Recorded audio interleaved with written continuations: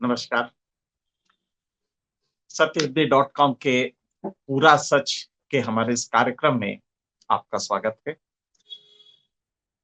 कई बार ऐसा होता है कि आपको एक तथ्य पता तो चला, लेकिन 4-6 महीने बाद कोई और तथ्य पता चला, तो आपने दोनों को इंटरलिंक नहीं किया, जक्सटापोज़ नहीं किया, तो देश की हकीकत आपको पता नहीं चलती। आज हम आपको एक ऐसा तथ्य बताने वाले हैं, जिसको दोनों तथ्य अगर आप देखेंगे तो आपको ताज्जुब होगा कि क्या ये भी हुआ है इस देश में? और तब आप चौंक जाएंगे कि इस देश में हो क्या रहा है।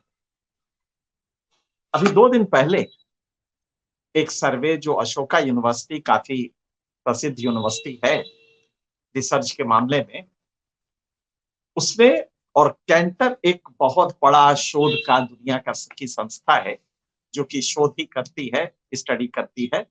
दोनों ने संयुक्त रूप से एक स्टडी की भारत में, और उसने पाया, वो ये देखना चाहती थी कि देश में लोग दान कितना देते हैं और किस किस तरीके से देते हैं। तो उसने पाया कि भारत में हर साल 23,700 करोड़ रुपए लोग दान के रूप में देते हैं। लेकिन चौंकाने वाली बात कुछ और है। इसमें 70% जो दान होता है वो मंदिरों को और धार्मिक संस्थाओं को जाता है। यानी कितना रुपया हुआ? 16,000 करोड़ से ज्यादा। 23,700 करोड़ कुल दान होता है देश में। आप सोचिए जरा, इतने में मनरेगा देश का चल जाता। 23,700 करोड़ रुपए लोग दान देते हैं इस गरीब भारत में, जिसमें 16,000 करोड़ आप सोचें ये देते हैं मंदिरों को और धार्मिक संस्थाओं को। लेकिन अभी चौंकाने वाली बात ये नहीं। चौंकाने वाली बात ये है कि 12% इसमें भिखमंगों को देते हैं, जो ट्रैफिक सिग्नल के पास खड़े होते हैं और लाल होने पे बत्ती के वो हाथ दिखा के बच्चा गोद में एक लिए हुए, एक किशोरी, एक लड़की बाल बिखरे हुए आपसे इमोशनल एक्सप्लॉयटेशन करके आपसे ली जाती है। जानते हैं 12% कितना हुआ? आप ताज्जुब करेंगे, 2,900 करोड़ रुपए भिखमंगों को दिए जाते हैं ट्रैफिक सिग्नल पे या मंदिरों के सामने जब आप आते हैं वहां से।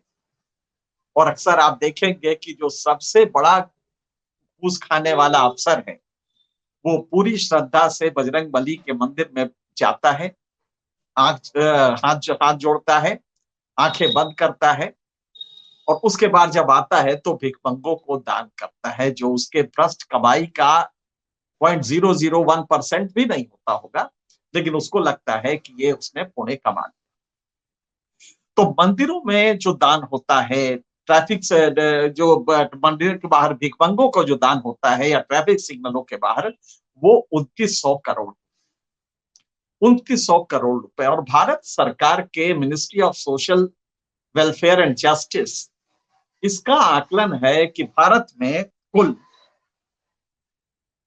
जो भिखमंगे हैं उनकी संख्या करीब 4,13,000 है। 4,13,000 भिखमंगे भारत में हैं। कुछ लोगों का कहना है 4,13,670, ये भारत सरकार का आंकड़ा है। लेकिन कुछ लोगों का कहना है कि नहीं, इससे संख्या ज्यादा है। मैं ये मान लेता हूं कि 5 लाख भिखमंगे भारत में हैं। 2,900 करोड़ रुपए भिखमंगों को दिए जाते हैं। यानी प्रति व्यक्ति प्रति माह भिखमंगों की जो आमदनी है वो 4,800 रुपया है। और ध्यान रखिएगा, भिखमंगे का बच्चा भी कमाता है, भिखमंगे की बीवी कमाती है। आप समझ सकते हैं, एक भिखमंगे की कमाई 4,800 रुपया महीना है। आपको इसको देख के कुछ ताज्जुब होगा, लेकिन अभी आपको इससे ज्यादा बड़ा हम जो बात बताने जा रहे हैं, भारत सरकार का national sample survey organisation NSSO जो है, उसका एक सिचुएशन असेसमेंट वो होता है, सर्वे होता है, एसएएस। उसने ताजा रिपोर्ट में अपने कहा है, पिछली रिपोर्ट में, कि भारत में एक किसान परिवार की, ध्यान रखिएगा, खेती से आय जो है वो है 3,798 रुपए। यानी देश का भिखमंगा भारत के एक किसान परिवार से ज्यादा कमाता है। गौर कीजिएगा, एक भिखमंगे की कमाई 4800 रुपए महीना है और देश के एक किसान परिवार की खेती से कमाई 3800 3798 रुपए, 98 रुपए, मतलब कि 3800 से 2 रुपया कम, जबकि ये उस पूरे परिवार की है। अब इस रिपोर्ट में आगे भी हम आपको बता दें ताकि आपको पूरा विस्तार से पता लग जाए। भारत में एक किसान परिवार की कमाई इस आकलन के हिसाब से 12,218 रुपए प्रति माह, 10,218 रुपए। अभी 10,218 रुपए का ब्रेकअप क्या है गवर्नमेंट ऑफ इंडिया का, वो भी बड़ा मजेदार है और वो भी आपको देखना चाहिए। वो युद्ध इस तरह से है, मजदूरी वो क्या करता है किसान, जब खेती नहीं होती है, छोटी सी खेती होती है, तो जब वो लीन पीरियड होता है, वो नोएडा में आके रिक्शा चलाता है, या उसका बच्चा कहीं साइकिल के पंचर की दुकान में होता है, या किसी होटल में जाता है, उससे उसकी आमदनी 4,063 रुपए। पशुपालन, उसकी बीवी एक गाय रखती है, गाय के दूध से जो आमदनी करती है वो होता है प्रतिमाह 1,582 रुपया। और गैर खेती व्यवसाय से, जैसे कि उसने साथ में कुछ और काम कर लिया, तो उससे उसकी आमदनी होती है 641 रुपए। और जो कभी काल जमीन कोई सड़क के पास हुई तो उसको उसने गुमटी दे दिया, किसी दुकान के लिए दे दिया, उससे उसकी आमदनी होती है 134 रुपए। कुल मिला के 10,218 रुपए एक किसान परिवार की हर सोर्स से, लड़का को पढ़ाई छोड़वा के वो साइकिल के पंचर जोड़वाता है, ये सब जब जोड़ लेते हैं तो 10,218 पूरे परिवार की होती है, जिसमें 5 आदमी होते हैं। भिखमंगे की अकेली कमाई 4,800 रुपए हर महीने होती है। बताइए कौन खुशहाल है इस देश में? जरा गौर कीजिएगा।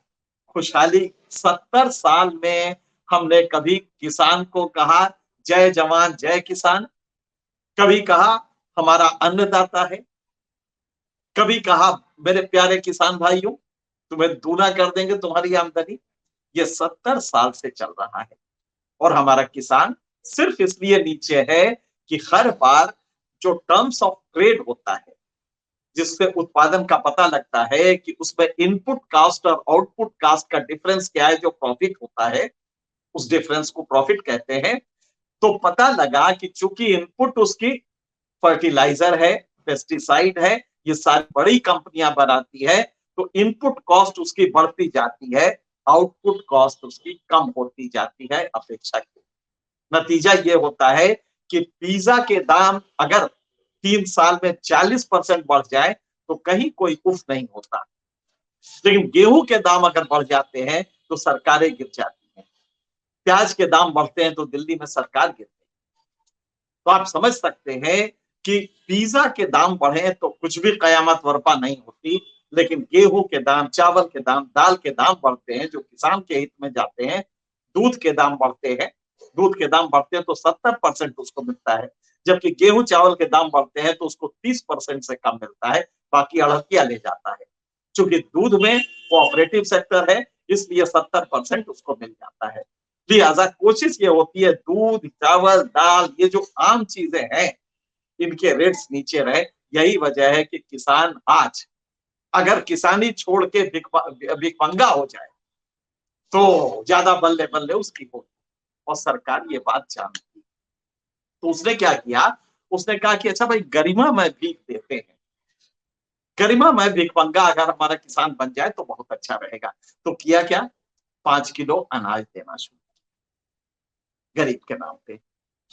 5 किलो के पहले 35 किलो जो देते थे वो, देखिए ये पूरा सिस्टम नहीं इवॉल्व किया है, टर्म्स ऑफ ट्रेड नहीं बदले हैं, किसानों की लागत कम नहीं की है, या आउटपुट की कॉस्ट नहीं बढ़ाई है, क्योंकि उससे तो मिडिल क्लास जो है शहरी, वो बहुत नाराज होगा, अखबारों में निकलेगा बड़ी महंगाई आ गई है।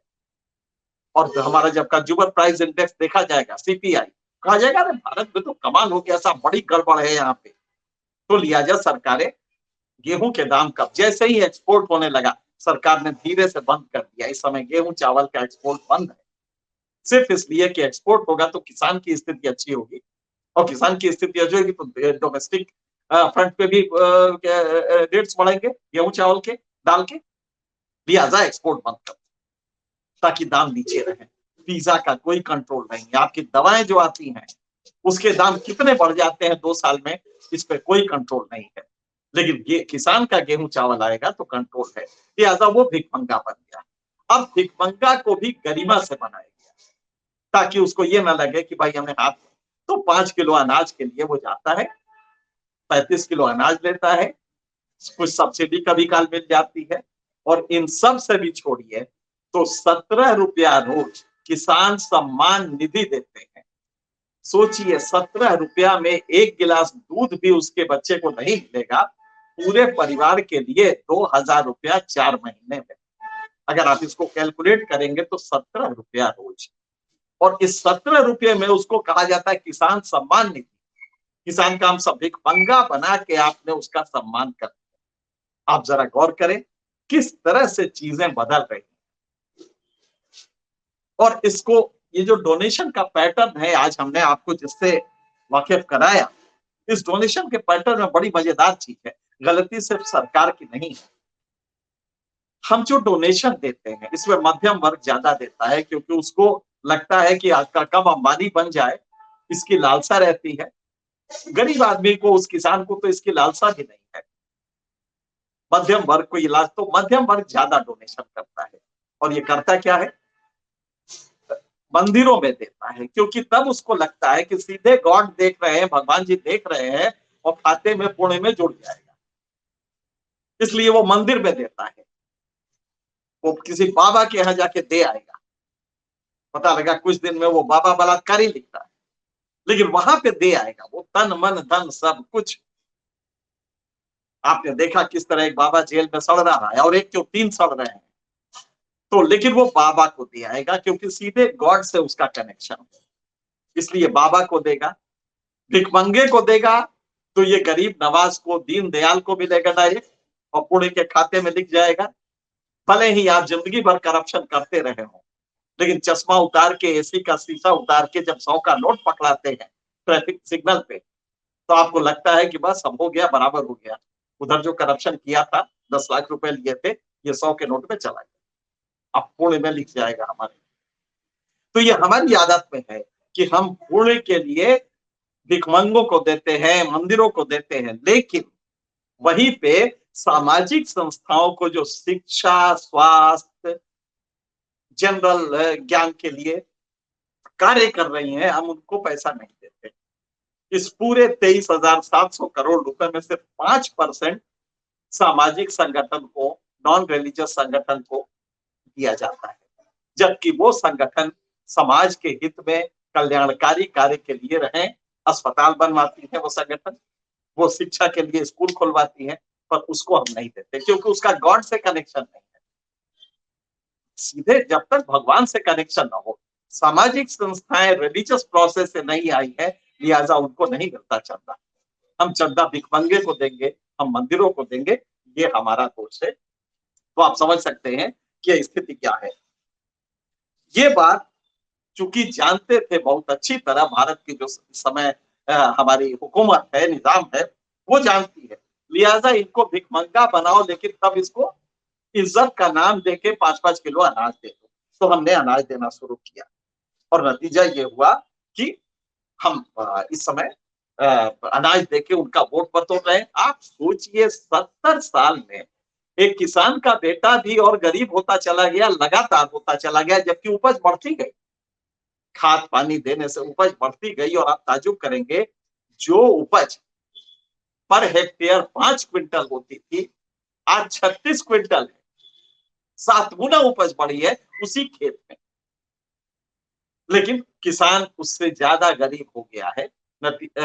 उसकी वजह क्या है, टर्म्स ऑफ ट्रेड, आपने प्राइसेस जो एग्रीकल्चर और प्रोड्यूस के थे उसके बढ़ने नहीं दिए।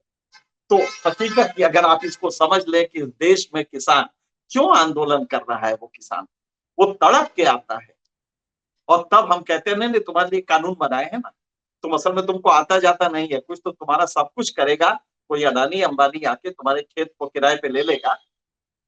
और आप जानते हैं कि इस देश में जो हालत है, हर रोज लगातार 2051 किसान खेती पिछले 30 साल से छोड़ रहा है, और वो खेती छोड़ के शहरों में आके नौकरी करता है।